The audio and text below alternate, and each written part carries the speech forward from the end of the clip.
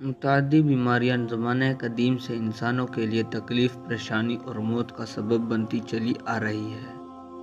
یہ بالعموماً ایک خاص علاقے تک محدود رہتی ہے، لیکن کبھی کبھار وبا کی صورت اختیار کر کے دور دراز علاقوں اور ملکوں تک بھی پھیل جاتی ہے۔ چیچک اور طاعون کی وباؤں نے تاریخ میں متعدد بار اور بڑے پیمانے پر لوگوں کو اپنا نشانہ بنایا۔ طاعون کو اس کی ہلاکت خیزی کے سبب کالی موت کا نام دیا گیا۔ ان کے علاوہ پولیو، انفلوئنزا اور خسرے نے بھی وباؤں کی شکل میں لوگوں کی بڑی تعداد کو متاثر کیا۔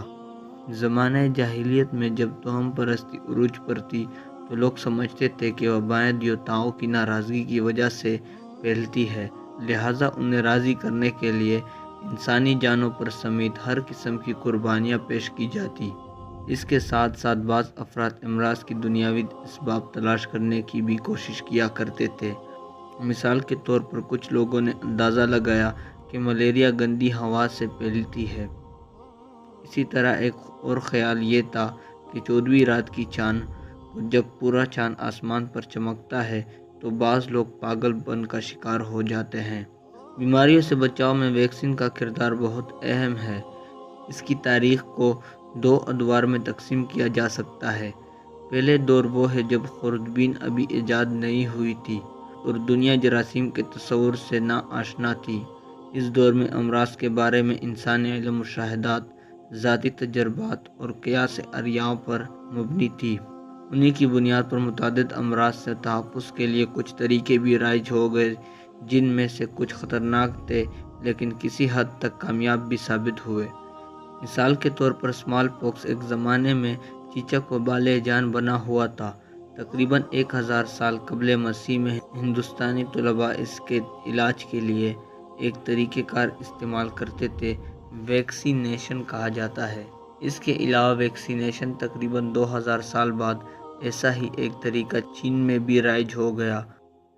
اس کے بعد فرد کو چیچک سے ملتا جلتا مرض تو ہو جاتا ہے، لیکن وہ چیچک کی وبا کے دوران اس موذی مرض سے محفوظ رہتا۔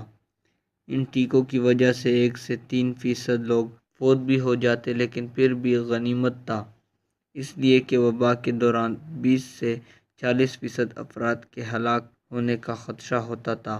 ویکسین کا یہ طریقہ آہستہ آہستہ دیگر ملکوں میں بھی پھیلنے لگا اور 18ویں صدی میں ترکی میں بھی استعمال ہو رہا تھا۔ اسی کے مشورے پر برطانیہ کے بادشاہ چارلس اول نے اپنی نواسیوں کو بھی یہ ٹیکے لگوائے، چونکہ ٹیکے لگانے کے بعد فرد کو چیچک ہو جانے کا خدشہ ہوتا تھا۔ اس طرح ویکسین کے ٹیکوں کا طریقہ رائج ہو گیا۔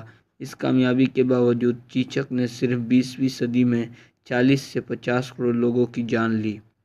وقت گزرنے کے ساتھ ساتھ چیچک کے ٹیکوں میں بتدریج ترقی ہوتی رہی، لیکن اس کے باوجود کئی تاریخی شخصیات اس مرض کا شکار ہوئی، جن میں 3 امریکی صدر اینڈریو جیکسن، جارج واشنگٹن اور ابراہم لنکن بھی شامل تھے۔ مصر کے کئی قدیم میموں میں بھی اس مرض کے علامات پائی گئی ہے۔ انشاءاللہ اگلی ویڈیو میں ملتے ہیں۔ اللہ حافظ۔